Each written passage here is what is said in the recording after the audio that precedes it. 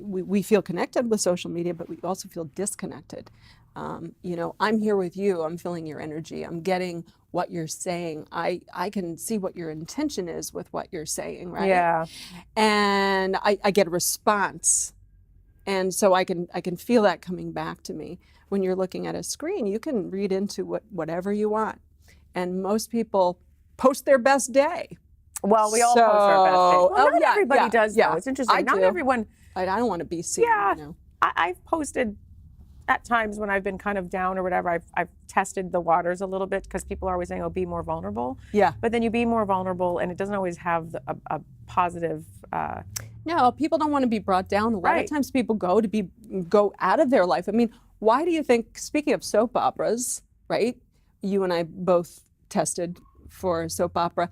It brought people out of their life. It was for the housewife who was, you know, at home, maybe with kids, whatever, and was watching this fantasy world. We all want to be brought out of our life. And sometimes it's good. I mean, you know, to focus on something different. Right. I mean, you know, sometimes I'll, after a long day of clients, I'm like, the Food Network's looking pretty good. Yes. Chopped is never it's so interesting. There's a show called Cake Wars that I use that for, and I love it. Yeah, I love the host on Cake- that show. any Hilarious. food, right? Yeah, it's great. Cake Wars. But what I mean is that, okay, so here we are, we're sitting here talking about social media, and we're saying that you put out negative, not negative, but you put out not so happy stuff. People don't respond to it great. So then what do? We put out happy stuff. People get, I mean, it's not a very good response that you get when you put out political, religious, like, not that that's, but there's also, hey, I'm having a really rough day.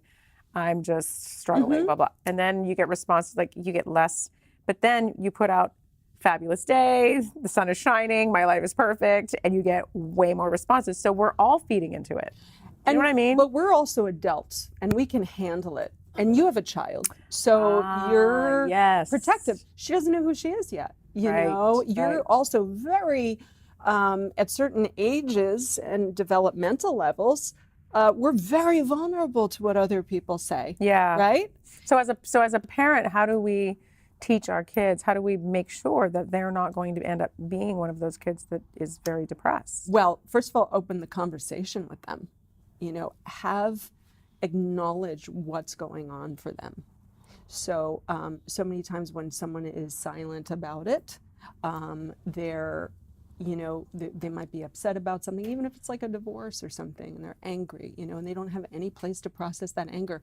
A lot of times depression says it's anger turned inward, right? Right. Or feeling purposeful in their lives. Now, Purpose has a lot to do with it. Oh, yeah, purpose, getting involved, Right.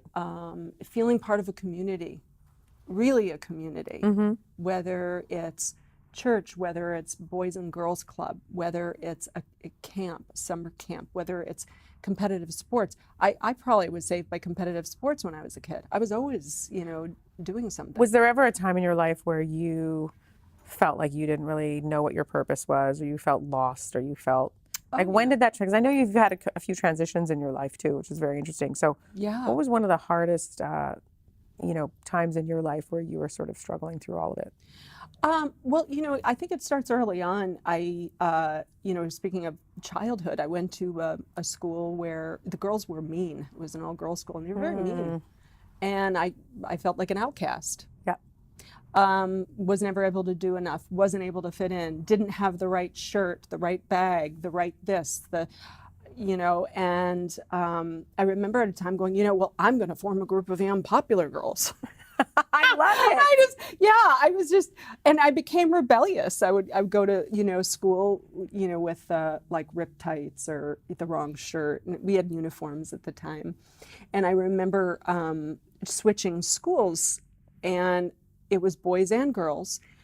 Ooh, so much more relaxed. Everybody was, I became class president like the second year I was there. So you started really more, thriving. Yeah, it was much more, like a lot more freedom. And at that school too, you know, you asked people, how did they start helping people at this new school? Outreach was part of the school program. Right. So we would go to New York. I grew up in New York, upstate New York, and we would be sent to New York City, and we'd work at a soup kitchen. We would stay at the Friends House, which is like a Quaker meeting house, and we would have meetings about leadership and community involvement. And then we would go out and, we'd make sandwiches and go and pass them out in Grand Central Station. Great. So it was about serving the community and being aware of the needs of others and what you have. You've talked a lot on your show and hear about, the attitude of gratitude Yeah. and helping others. So Yeah. that really started it. And then I went to New York City for college and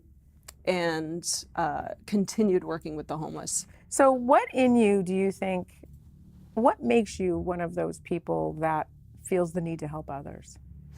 I had people help me. I had to, help myself through it. I also feel like it makes me feel connected. That you have a purpose here. We all have a purpose. Like, I don't have a child. I would imagine a parent. It's a major purpose in your life. Yeah. Connection, right? It changes It's a everything. raison d'être. Yes, yes. So, and it also, in the end, when we're talking about our value, it gives us value. You're my friend. I know I'm supported. I feel connected with the world. That brings me up, just coming here today.